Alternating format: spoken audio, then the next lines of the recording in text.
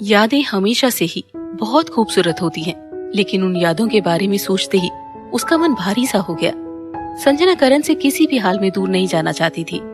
जो लोग पहले एक दूसरे से बेइंतहा प्यार करते थे, वे आखिर तलाक पर जाकर रुकते हैं। ऐसा होने के पीछे कारण ये होता है कि उन दोनों के बीच उनके पर्सनल रीजंस आ जाते हैं, ना कि तलाक उनके बीच में प्यार में कमी आने की वजह से होता है। इसीलिए तुम्हें खुद को औरों से कंपेयर करने की जरूरत नहीं है। इतने में ही एक हवा के हल्के से झोंके ने अमित के बालों को हवा में बिखेर दिया।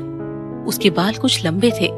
हवा की उस हरकत ने अमित के असली व्यक्तित्व की खूबसूरती को कुछ हद तक सामने लाकर दिया था, और इसी के साथ संजना की नजरों के सामने उसकी बहन का चेहरा आ गया था। उसने देखा कि उसकी बहन और अमित में काफी अंतर था। जो लोग प्यार में होते हैं उन्हें हमेशा किसी चीज को पाने या खोने का डर सताता रहता है, और तुम जानती हो ऐसा क्यों होता है? संजना से ये सवाल पूछते हुए अमित शर्मा मंद मंद मुस्कुरा रहा था। उसकी मुस्कान के पीछे संजना के प्रति संवेदना के भाव थे। ऐसा भी प्यार की वजह से होता है। हालांकि संजना को उसकी बातें सुनी नहीं रही थी। उसका ध्यान तो खुद के विचारों में कहीं खोया हुआ था। क्या अमित के उसकी बहन होने के बारे में कहीं वो गलत तो नहीं सोच रही थी? हवा और तेजी से बहने लगी थी। ऐसे में अमित ने संजना की ओर देखा। संजना ने एक पतला सा एथलेटिक आउटफिट पहना हुआ था। क्या तुम्हें ठंड नहीं लग रही है? संजना अरोड़ा उसे ना में जवाब देने वाली थी कि उसकी मंशा को एक छींक ने धराशायी कर दिया। छींकने के बाद उसकी असहजता को छिपाने के लिए संजना अपनी नाक रगड़ते हुए मुस्कुराई। अमित शर्मा ने अपना कोट उतारकर संजना के कंधे पर ओढ़ा दिया। इस वजह से संजना को और भी ज्यादा असहज महसूस होने लगा था। अरे इसकी जरूरत नहीं है, शांत रहो, इसे पहन लो। अमित शर्मा ने उस कोट को एडजस्ट करते हुए कहा। चिंता मत करो, मैंने स्वेटर पहना हुआ है। संजना अरोड़ा निरुत्तर थी। उसने अपनी पलकें झपकाई और अमित को छेड़ने के अंदाज में उससे बोली, अमित, क्या तुम्हें पता है कि तुम्हारी सूरत बिल्कुल मेरी बहन से मिलती है? ये सुनते ही अमित की आंखें हैरानी से चौड़ी होती चली गई। अपने चेहरे पर किसी भी तरह की असहजता के अनचाहे भावों को छिपाते हुए वो मुस्कुराने लगा। अच्छा, तुम्हारी कोई बहन भी है? संजना ने हामी में सिर हिलाते हुए कहा। बिल्कुल है, एक बहुत ही प्यारी और सुंदर बहन है मेरी। सिर्फ सुंदर कहना गलत होगा, वो तो बहुत बहुत ज्यादा सुंदर है। और सिर्फ इतना ही नहीं, वो जीनियस भी है। जब हम छोटे थे तब से मुझे याद भी नहीं कि मुझे लगा हो कि दुनिया में कोई ऐसी चीज है जो वो नहीं कर सकती। अपनी बात कहते हुए जैसे उसने आगे कुछ कहना चाहा, उसकी दिल की धड़कनें तेज हो गई। उसे ऐसा लगा जैसे उसका दिल अभी उसके हलक से होते हुए उसके हाथ में आ जाएगा। खुद पर काबू करने की हर संभव कोशिश करने लगी। आखिर उसने अमित से पूछ ही लिया, अमित, कहीं तुम ही मेरी बहन तो नहीं हो? संजना अरोड़ा से नजरें मिलाते ही अमित के चेहरे के भाव और सख्त हो गए। वो नहीं जानती थी कि वो कौन है। यहाँ तक कि वो इस बारे में भी निश्चित तौर से नहीं कह सकती थी कि वो संजना अरोड़ा की बहन है या नहीं, लेकिन उसने फिर भी कुछ नहीं कहा। आखिरकार अगर उसकी कोई छोटी बहन थी भी तो भी वो अभी सिर्फ 12 साल के आसपास की उम्र की होनी चाहिए। उसने बड़ी ही खूबसूरती के साथ संजना का सवाल उसी के ऊपर पलटते हुए कहा, अच्छा, मुझे नहीं पता था कि तुम्हारी बहन एक लड़का है। संजना ने अपना सिर हिलाया। बिल्कुल नहीं, अमित मुंह बिचकाते हुए बोला, लेकिन मैं एक लड़का हूँ। तुम वाकई में एक लड़का हो? संजना के चेहरे पर अस्वीकृति के भाव थे। जो भी अमित ने उससे कहा था उसे असंभव सा लग रहा था। वो उसके जवाब को हजम नहीं कर पा रही थी। तुम चाहो तो खुद ही पता लगा सकती हो। अमित ने अपने चेहरे नीचे झुकाकर एक जगह पर इशारा करते हुए संजना से कहा। उसके चेहरे पर शरारती मुस्कान थी। अगले ही पल अमित की बात का मतलब समझते ही संजना के चेहरे पर डर, शर्म और असहजता के भाव एक साथ उमड़ गए। उसने अमित से इस तरह के पलटवार की उम्मीद नहीं की थी। नहीं, ठीक है, इसकी कोई जरूरत नहीं है। अमित की इस बात ने संजना को स्तब्ध कर दिया था। पिछली बार जब संजना के मन में अमित की असलियत जानने के लिए उसकी शारीरिक जांच पड़ताल करने का ख्याल आया था, तब उसकी सोच सिर्फ उसके कपड़ों तक जांच पड़ताल करने तक सीमित थी। उसके चेहरे को छूकर असलियत पता लगाने की हिम्मत भला वो कैसे कर सकती थी? अगर वो वाकई में उसकी बहन ना हो और एक लड़का हुई तो? और अगर करण ग्रोवर को पता चलता है कि उसने किसी अनजान लड़के के शरीर को इस तरह से छुआ है तो संजना के लिए शायद वो उसकी जिंदगी का आखिरी दिन होता। संजना के चेहरे के भाव और उसकी हालत देखकर अमित को अचानक ही संजना के सिर पर हाथ रखकर उसे सहलाने की इच्छा होने लगी। उसने हाथ अपने आप ही संजना के सर की ओर बढ़ा दिया और जब उसे इसका ख्याल आया, उसका हाथ संजना के बालों को छू चुका था। अचानक ही संजना के मन में कुछ आया। उसने बेहद ही गंभीर होकर तपाक से जवाब दिया, ठीक है तो फिर अगर तुम वाकई में एक लड़के हो तो आज के बाद हम कभी नहीं मिलेंगे। क्यों? पूछते हुए अमित के चेहरे पर दुनिया भर की हैरानी थी। मेरे पति काफी दकियानूसी ख्यालात के हैं और मुझे लेकर काफी पॉजिटिव भी रहते हैं। उन्हें मेरा ऐसे किसी लड़के के साथ रहना या करीब आना बिल्कुल पसंद नहीं आएगा। संजना सख्त आवाज में अमित को चेतावनी देते हुए बोली। फिर वो शक जताते हुए दोबारा अमित से बोली, तुम पक्का एक लड़का ही हो? हालांकि अमित शर्मा को संजना के अपने काफी करीब होने और अपनेपन का एहसास होता था, लेकिन फिर भी वो उस पर पूरी तरह से भरोसा करने के लिए खुद को मना नहीं पाया था। इसके अलावा उसने खुद से एक वादा किया था कि जब तक वो खुद ये नहीं जान लेगी कि वो कौन है, वो ग्रैनी के अलावा किसी को अपनी असलियत नहीं बता पाएगी, चाहे कुछ भी हो जाए। वो फिर से मंद मंद मुस्कुराई और अपने सर को हामी में हिलाते हुए बोली, बेशक अगर तुम्हें तुम्हारे पति के गुस्से या जेलस होने का डर नहीं है तो हम स्पा लेने के लिए साथ में जा सकते हैं। संजना अरोड़ा उसकी बात सुनकर खिलखिलाकर हंसने लगी। नहीं नहीं, उसकी कोई जरूरत नहीं है। तुम्हारी असलियत जानने की मुझे ऐसी भी कोई खास नहीं पड़ी है। वो संजना की बहन नहीं हो सकती। होती तो ऐसा कैसे हो सकता था कि वो संजना को पहचान न सके? संजना के मन में यही बातें चल रही थी। लेकिन अगर ऐसा नहीं था तो उसकी बहन कहाँ थी? ड्राइवर सीट पर बैठा युग जायसवाल संजना और अमित को बात करते हुए देख रहा था। उसने गर्दन घुमाकर करण की ओर देखा, जो कि उसकी बगल वाली सीट पर ही बैठा हुआ था। क्रोध में उसके जबड़े कसकर भींचे हुए थे। उसे देखकर लग रहा था कि उसके मन में चल रहे विचार वहाँ तूफान लाने के लिए काफी थे। कार चलाओ। करण के मुंह से निकले ये शब्द उसका चिड़चिड़ापन साफ बता रहे थे। युग जायसवाल ने उत्तेजना से कहा, लेकिन वे लोग सिर्फ बात ही तो कर रहे हैं। और फिर संजना का उसके साथ बात करने का कारण शालिनी शर्मा ही तो है। करण ग्रोवर ने अपना सर नीचे झुकाते हुए अपनी मुट्ठी पर रखा और रूखेपन से बोला, मैंने कहा चलो। पिछले कुछ दिनों में उसने संजना से मिलने की कोशिश इसलिए नहीं की क्योंकि वो अपने दिमाग को शांत करना चाहता था। इसी बीच उसके कंपटीशन को मद्देनजर रखते हुए संजना को किसी से भी मिलना नहीं चाहिए था। कोई भी परेशानी का कारण नहीं बनना चाहिए था। इसीलिए उसने दोबारा उससे मिलने के लिए कंपटीशन खत्म होने के बाद इंतजार करने का फैसला किया था। इसके बावजूद भी आज उसे संजना को देखकर ऐसा लग रहा था जैसे पिछले कुछ दिनों से करण तो परेशान था, लेकिन संजना को कोई फर्क ही नहीं पड़ा था। उसकी खुद की हालत भी कुछ ठीक नहीं थी। वो खुद को समझा रहा था कि उसे ऐसा सोच समझकर आहिस्ता से कदम उठाना चाहिए और आखिर में सब कुछ ठीक हो जाएगा। और फिर संजना ने उसकी जिंदगी भी तो बचाई थी। उसके बाद वे दोनों एक दूसरे को ये यकीन दिलाने की कोशिश करते रहे कि वे एक दूसरे पर भरोसा कर रहे हैं और आखिर में उन दोनों के बीच में सब कुछ पहले की तरह ठीक हो जाएगा।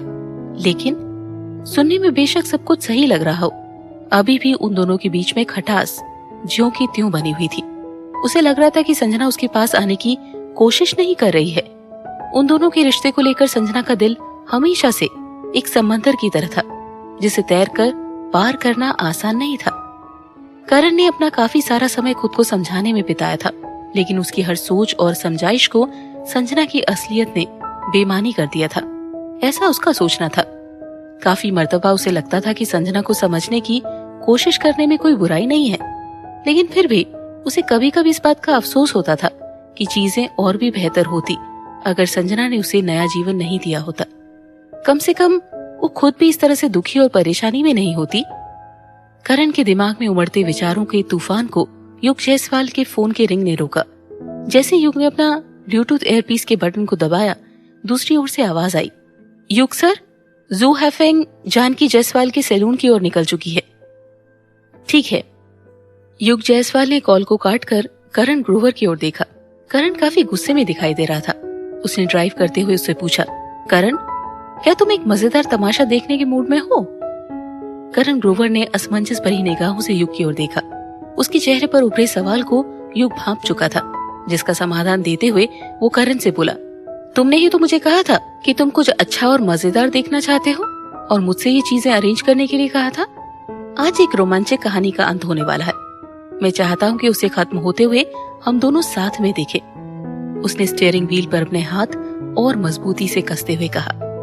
15 मिनट बाद उसने कार को शास्त्री मार्ग के पास एक शालीन और हाई एंड सैलून के पास रोका, जिसका कि उद्घाटन होना अभी बाकी था। करण ग्रोवर की ओर देखते हुए वो कुटिलता से मुस्कुरा रहा था। उसने करण को कोहनी मारते हुए कहा, अब ज्यादा बेसब्रा होने की जरूरत नहीं है। शो शुरू होने से पहले कुछ तैयारियां तो करनी ही पड़ती है ना। समीरा राजवंश मैनिक्योर करवा रही थी जब उसकी माँ का कॉल उसके पास आया। जब उसे पता चला कि वो जानकी जायसवाल के पास जा रही है, वो बिना कोई क्षण गंवाए अपनी नाखूनों की परवाह किए बिना टैक्सी पकड़कर सीधा शास्त्री मार्ग की ओर निकल गई थी।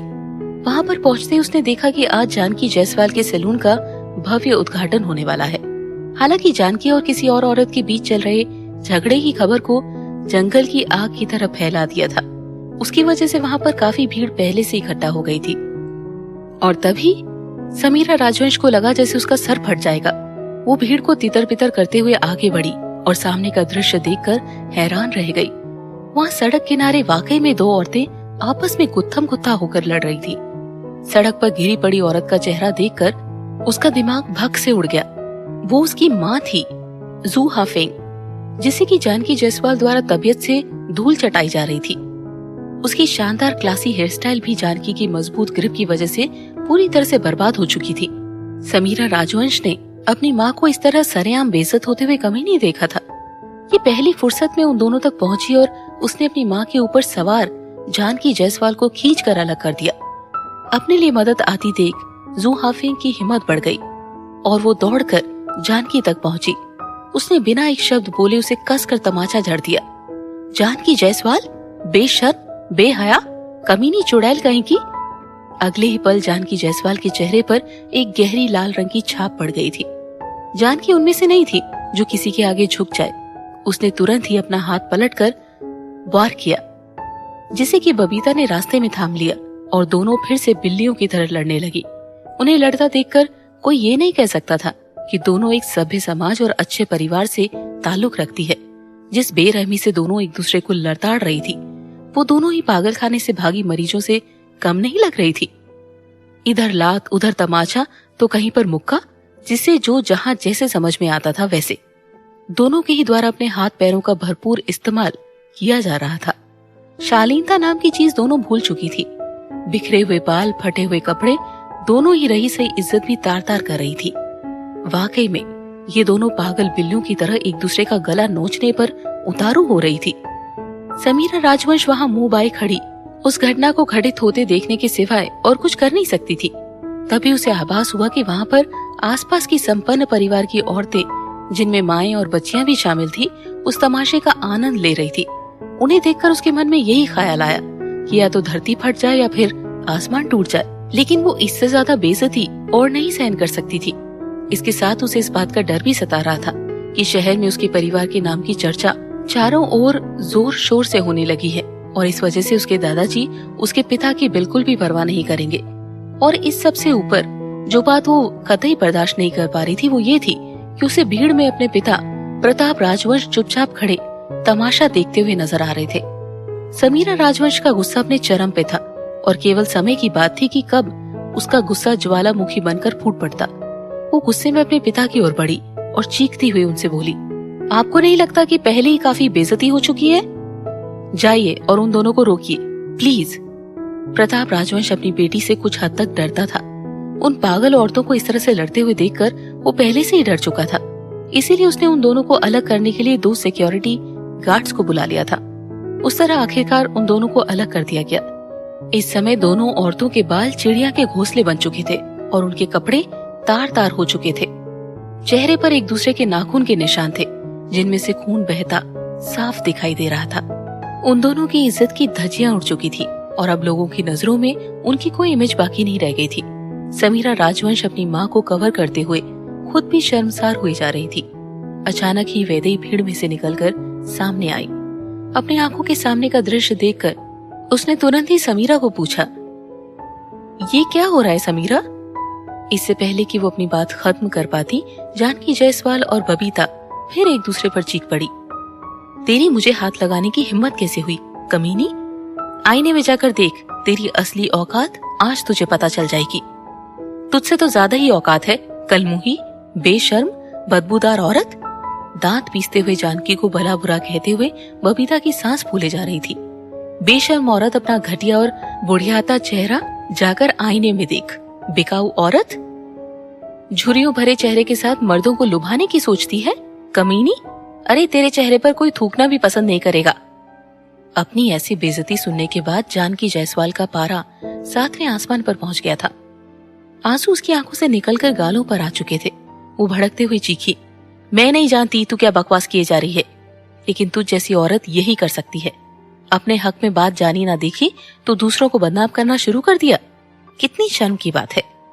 उन दोनों की बातें सुनकर वहां खड़ी औरतों के झुंड में से सभ्य घर की औरतों के चेहरे पर घृणा के भाव उभर आए थे। उनमें से एक अपनी बच्ची के साथ वापस घर जाने के लिए पलट गई थी। आसपास रहने वाली औरतों में कुछ औरतें विशेष प्रभाव रखने वाली जान पड़ती थी। उनके वहां से जाते ही वहां खड़ी बाकी औरतें भी तुरंत ही वहां से निकल गई, जिसने जानकी जायसवाल की मानसिक स्थिति पर गहरा असर डाला। सब खत्म हो गया। उसने अपने हाई एंड सैलून को तैयार करने में 2 महीने की कड़ी मेहनत की थी, और आज जब उसकी मेहनत के फल देने का दिन आया था, उस पर खुलने से पहले ही वो बंद होने के संकट छाने लगे थे और उन बादलों के छटने की कोई उम्मीद भी नजर नहीं आ रही थी। इसके बाद शायद ही कोई उसे चलाने में उसकी कोई मदद करने को तैयार होता। उसने अपनी क्रोधित नजरें बबीता पर डाली और चीखते हुए बोली, ये सब तुम्हारे कारण हुआ है। मैं पहले कह चुकी हूँ कि मेरा तुम्हारे पति से कोई लेना देना नहीं है, फिर भी तुम यहाँ पर आकर मुझ पर टूट पड़ी और सब बर्बाद कर दिया। क्यों किया तुमने ऐसा? क्यों? गुस्सा उस पर इस कदर हावी था कि दांतों को पीसते हुए अगर वो थोड़ा और जोर देती तो शायद उसके दांत टुकड़ों में बदल जाते। उसने पलटकर अपनी बेटी वैदेही की ओर देखा। अपनी माँ के विपरीत वैदेही के चेहरे पर जैसे कोई भाव ही नहीं थे। उसने रूखेपन से अपनी माँ पर ताना कसते हुए कहा, अब तो खुशी मिल गई होगी ना आपको, है ना? जानकी जायसवाल के चेहरे पर बेबसी और निराशा के सिवा कुछ भी नहीं था। अपनी बेबसी को जताते हुए वो सिर्फ इतना ही बोल सकी कि इसमें उसकी कोई गलती नहीं है। सब उस पागल बबीता का किया धरा है। पता नहीं क्यों वो किसी पागल जानवर की तरह मेरे पीछे हाथ धोकर पड़ गई है।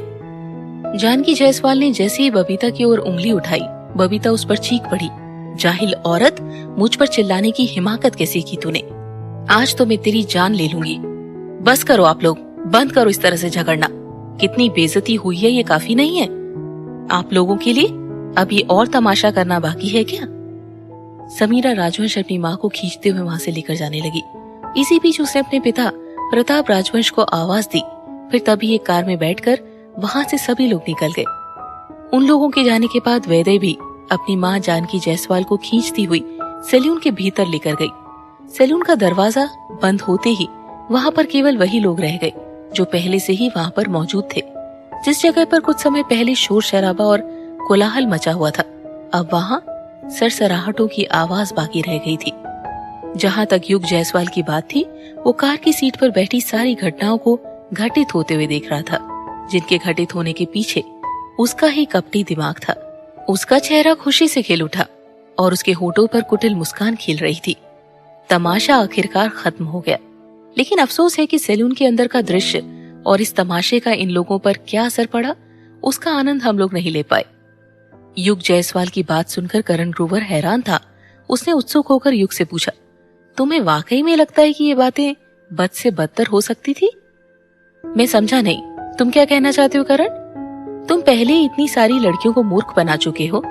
जाहिर है तुम्हें अनसर्टेनिटी का खेल खेलने में बहुत मजा आता है। जब चीजें स्पष्ट होने लगती है, तुम्हारा इंटरेस्ट उसमें खत्म हो जाता है। आखिर ऐसा क्यों है? करण ग्रोवर के उल्टे सवाल ने युग जायसवाल की बोलती बंद कर दी थी। युग जायसवाल उसे मन ही मन कोस रहा था। वो ये भूल गया था कि अगर एक बार शेर की पीठ पर चढ़ गए तो उस पर से उतरना मुश्किल हो जाता है। राजवंश परिवार की कार अपनी मंजिल की ओर आराम से बढ़ती चली जा रही थी। कार रोको। अचानक से समीरा राजवंश ने चीखते हुए कार रोकने का आदेश दिया। उसकी आंखें गुस्से से लाल हुई जा रही थी। प्रताप राजवंश ने पलटकर समीरा की ओर देखा। उसे कुछ भी बोल पाने की हिम्मत वो जुटा नहीं पाया था और उसने आगे जाकर कार को चुपचाप सड़क के किनारे रोक दिया। कार के भीतर सन्नाटा पसरा हुआ था, जो कि तनाव भरे माहौल की ओर इशारा कर रहा था। इसी बीच प्रताप राजवंश ने अपना सिगरेट का पैकेट टटोला। उनमें से एक सिगरेट निकालकर अपने होठों पे दबा ली। जैसे उसने सिगरेट को जलाया, समीरा राजवंश आगे बढ़ी। उसने अपने पिता के मुंह से सिगरेट झपट कर कार की खिड़की से बाहर फेंकी और चीख पड़ी, डैडी, अगर आप मरना चाहते हैं तो ये आपकी मर्जी है, लेकिन कम से कम भाई को तो बख्श दो। प्रताप राजवंश ने लाचारी भरा जवाब दिया, मैं तो बस वहाँ पर मदद करने के लिए गया था, मुझे नहीं पता था कि हालात इस कदर बिगड़ जाएंगे। क्या आप दादाजी की वार्निंग को भूल गए हैं? आप अच्छी तरह से जानते हैं कि इस तरह की गलतफहमी मम्मी को पहले भी थी, फिर भी आप वहाँ जाने के लिए तैयार क्यों हो गए? समीरा राजवंश का गुस्सा अपने चरम पर था। वो कितनी जोर से चीखी थी कि उसकी आवाज के साथ कार के शीशे भी बिखरने की कगार पर आ गए थे। बबीता ने भी समीरा के सुर में सुर मिलाया। उसके बगल में बैठी वो भी तमतमाते हुए बोली, और नहीं तो क्या, आखिर उस कलमुही के सैलून खोलने से आपका क्या लेना देना, बताइए। आप भी तो चुप रहो मम्मी। समीरा ने अपने क्रोध भरी नजरों से बबीता की ओर देखा। क्या आपको पता है कि आपका ओहदा क्या है और जानकी जायसवाल का क्या ओहदा है? आपको उस पर हाथ उठाने की क्या जरूरत थी? भैया इस शहर के सबसे यंग मेयर बनने वाले हैं। भावी मेयर की माँ सड़क पर तमाशा करते हुए पाई गई। क्या आप चाहती हैं कि कल के अखबारों की हेडलाइन में आपके बेटे का नाम इस तरह से आए? उसकी मम्मी ने तुरंत ही अपनी नजरें झुका ली। गुस्से के मारे समीरा राजवंश की सांसें तेज हो चली थी। उसकी आंखें लगभग आग उगल रही थी। बड़ी मुश्किल से वो अपने गुस्से पर काबू पा रही थी। डैडी, ये मत भूलिएगा कि आपकी पहचान को बचाने के लिए हमने क्या कुछ नहीं किया, किन किन मुसीबतों का सामना करना पड़ा है हमें। समीरा राजवंश के कहे गए उन शब्दों ने प्रताप राजवंश और बबीता पर गहरा प्रभाव छोड़ा। उनका शरीर जहां पर था उसी अवस्था में जड़वत हो गया था और भय की एक लहर उन दोनों के शरीर में दौड़ गई थी। समीरा राजवंश उन दोनों को गुस्से में इस कदर घूर रही थी मानो उन्हें कच्चा चबा जाएगी। उसका चेहरा गुस्से से लाल पीला हुआ जा रहा था। गुस्से के कारण खुद पर आपा रख पाने में वो मुश्किल से कामयाब हो पा रही थी। अगर आप दोनों को अपनी परवाह नहीं है तो कम से कम अपने बेटे के बारे में सोच लीजिए। अगर आप दोनों ऐसी कोई हरकत नहीं करते हैं जिससे मेरे भैया को नीचा देखना पड़े तो इसी में हम सबकी भलाई है। आखिर ये आपका अपना बेटा है, आपका अपना खून है, इसी बात का कुछ लिहाज कर लीजिए। इस बार उसे राजवंश घराने में मुखिया का ओहदा मिल जाएगा तो सारा राजवंश घराना उसके अधीन हो जाएगा। अब जबकि हम बेहद ही नाजुक मोड़ पर खड़े थे, ऐसे में अगर आप लोग उसकी किसी भी तरह से कोई मदद नहीं कर सकते तो कम से कम उसके लिए मुसीबतें तो मत खड़ी करे। उसके रास्ते में अनचाहे रोड़े अटकाने बंद कीजिए आप लोग, समझे? बबीता ने समीरा की बात का अनमने ढंग से जवाब दिया। मैं तो बस उस नकचढ़ी जानकी को सबक सिखाना चाहती थी, लेकिन तुम बात का कुछ ज्यादा ही बतंगड़ बना रही हो। ज्यादा से ज्यादा क्या होगा? तुम्हारे दादाजी तुम्हारे पिता से नाराज होंगे, गुस्से में उन्हें दो चार बात सुना देंगे, और क्या होगा? इन सारी बातों का तुम्हारे भाई पर कोई असर नहीं पड़ेगा। समीरा राजवंश ने खौफनाक अंदाज में अपनी माँ को घूरते हुए उससे पूछा, आपको लगता है कि जो कुछ भी आज हुआ है वो अपने आप हो गया है? तुम्हारे कहने का क्या मतलब है? कोई हमें फंसाने की कोशिश कर रहा था? बबीता और प्रताप राजवंश ने कुछ सोचते हुए समीरा से पूछा। कोशिश नहीं कर रहा था, बल्कि फंसा ही दिया था। जानकी आंटी के बारे में पीछे कुछ समय से बहुत सी गलत बातें अफवाह के रूप में फैलाई गई है, लेकिन उन सभी बातों में कितनी सच्चाई है कोई नहीं जानता। जहाँ तक कि मैं जानकी आंटी को जानती हूँ और समझती हूँ, बेशक उन्हें एक सहारे की जरूरत है और इसके लिए वो किसी हमसफर की खोज में है, लेकिन इसका मतलब ये नहीं कि वो हर दूसरे आदमी में अपना सहारा ढूंढने लगे और न ही हर दूसरा आदमी उनके टेस्ट में फिट बैठेगा। उनका पहला टारगेट जनरल ग्रोवर था। समीरा राजवंश ने बबीता की ओर देखते हुए कटाक्ष भरे लहजे में कहा, क्या आपको किसी ने जानकी आंटी और डैडी के बीच नाजायज रिश्ते के बारे में भड़काया था और तभी आप इन सब बातों की सच्चाई जाने परखे बिना उनके सैलून में उनसे लड़ने के लिए चली गई? बबीता ये सब कुछ सुनकर जैसे शर्मिंदगी महसूस करने लगी। उसकी सारी बहादुरी एक पल में हवा हो गई। वो दूसरी ओर मुंह फेरते हुए बोली, तुम जैसा कह रही हो वैसा नहीं है। आमतौर पर बबीता एक चालाक औरत थी। आज जो कुछ भी घटित हुआ था उसके पीछे कारण ये था कि वो प्रताप राजवंश से पहले से ही नाराज थी। बबीता की बात सुनकर प्रताप राजवंश हैरान था। उसने एक गहरी सांस लेकर अफसोस जताते हुए कहा, कौन है जो हमें फंसाना चाहता है? एक करण ग्रोवर ही है जो बिना कानूनी पछड़ों में फंसे हमें नीचा दिखाने के लिए सब कुछ कर सकता है। ऐसा करने के लिए उसके पास सारे हथकंडे मौजूद है। और फिर समीरा के पिता का दामन कोई साफ सुथरा नहीं था। उसकी जिंदगी का कच्चा चिट्ठा खंगाल कर देखें तो उन पर कई सारे दाग पहले से मौजूद थे। अगर करण के पास कोई सबूत ना भी होते हुए तब भी वो समीरा के पिता का पर्दाफाश कर सकता था, आसानी से, वो भी बिना कोई भारी भरकम जोखिम उठाए। फिर तो उसके पिता के खिलाफ सबूतों की एक पूरी खान भरी पड़ी थी। राहत की बात यह थी कि इस बार वो करण ग्रोवर के निशाने पर नहीं था। उसे वैदेही और बबीता के बीच फूट डालने में कोई दिलचस्पी नहीं थी। लेकिन क्या आगे ऐसा होने की संभावना थी? किसे पता था? वो क्या कुछ कर पाने में सक्षम था? प्रताप राजवंश की त्योरियां चढ़ गई। करण ग्रोवर? ग्रोवर्स और राजवंश के बीच कभी कोई तनातनी रही है। ये हमारे खिलाफ ऐसा कुछ क्यों करना चाहेगा? ऐसा कभी कुछ नहीं रहा है। अचानक ही बबीता कुछ सोची, एक कदम और आगे बढ़ गई। उसने डरते हुए सवाल दाग दिया, कहीं ये शालिनी शर्मा की वजह से तो नहीं? समीरा राजवंश ने उन दोनों के सहमे हुए चेहरे की ओर देखा और ताना मारते हुए दोनों से बोली, वो ऐसा इसीलिए कर सकता है क्योंकि हमने करण ग्रोवर की बीवी की बहन को सताने में रोशनी मेहरा की मदद की थी। फिर वो गंभीर होकर उन दोनों से बोली, वो शालिनी शर्मा की बहन है और यही कारण है कि हम रोशनी मेहरा की मदद करना चाहते थे। बाकी लोग भले ही इतने समझदार ना हो, लेकिन मुझे लगता है कि आप लोग तो किसी और की तुलना में ये बात अच्छे से समझते हो कि ऐसा इसीलिए था क्योंकि वो लोग यही सोचते थे कि अरोड़ा परिवार के साथ जो कुछ भी हुआ है उसका कारण मेहरा परिवार ही था। यानी ये सब कुछ रोशनी मेहरा के कारण हुआ है। अगर ये बात आप लोगों के समझ में आ गई हो तो इसके आगे अब मुझे कुछ भी कहने की जरूरत नहीं है। हाँ, अब समझ आ रहा है, बबीता और प्रताप राजवंश ने सिर हिलाते हुए जवाब दिया। अब गाड़ी आगे बढ़ाइए। और फिर तनाव भरे माहौल के साथ कार आगे बढ़ गई। हालांकि समीरा राजवंश अपने फोन पर कुछ खेल रही थी, लेकिन उसका दिल अभी भी बेसब्र हुआ जा रहा था। नहीं, ऐसा नहीं होना चाहिए, उसे कुछ करना ही चाहिए। फिर अचानक ही उसने फोन की कांटेक्ट लिस्ट में से वैदेही का नंबर निकाला और कॉल बटन पर टैप किया। उधर वैदेही भी अपनी माँ को जो कुछ भी हुआ था उस पर लेक्चर दे रही थी, लेकिन कुछ ऐसा था कि उसे उस पूरे घटनाक्रम में ठीक नहीं लग रहा था। हालांकि उसकी माँ को सहारे की जरूरत थी, वो दोबारा शादी करना चाहती थी, लेकिन शादी के लिए उसने प्रताप राजवंश को तो बिल्कुल भी नहीं चुना था। जानकी जायसवाल के अनुसार ये सब गड़बड़ एक अटेंडेंट की वजह से हुई थी, जो कि प्रताप राजवंश से टकरा गया था। ये कोई अटेंडेंट था जो प्रताप राजवंश से टकराया था, जिस वजह से प्रताप राजवंश के कपड़े खराब हो गए थे।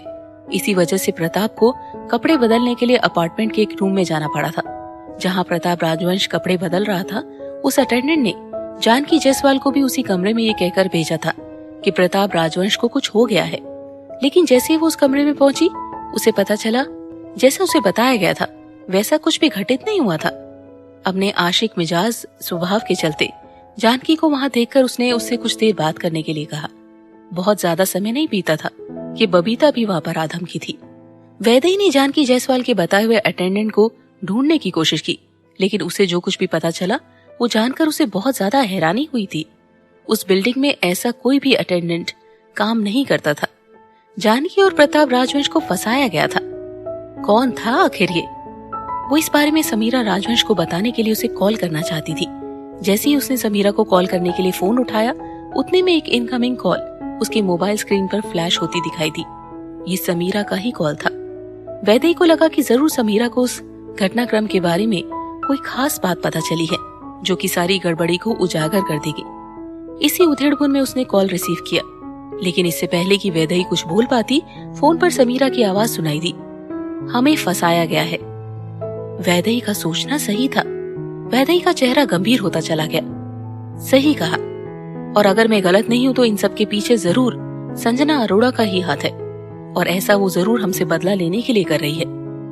नहीं, तुम गलत सोच रही हो। ये संजना अरोड़ा की करतूत नहीं है। मैं संजना को अच्छी तरह से जानती हूँ। मैंने उसे अच्छे से परखा हुआ है। उसके दिमाग में बस एक ही चीज है, अपनी बहन को खोजना, और जब तक वो अपनी बहन को ढूंढ नहीं लेती तब तक हमारे खिलाफ वो कुछ भी नहीं करेगी। उसके पास समय ही नहीं है। समीरा राजवंश ने परेशानी से अपने माथे को सहलाते हुए कहा, तो फिर करण ग्रोवर के पास हमारे खिलाफ ऐसा कुछ करने के लिए क्या कारण है? क्या वो हमें सिर्फ संजना की वजह से बदनाम करना चाहता है? और फिर संजना तो अब अकेली है ना? और सिर्फ संजना के कारण क्या वो इस हद तक जाएगा कि ग्रोवर्स और राजवंश परिवार के बीच टकराव पैदा हो जाए? वैदेही इस बात को लेकर यकीन नहीं कर पा रही थी कि करण ग्रोवर संजना की इतनी परवाह करता है कि ऐसा कुछ करने की सोच सके।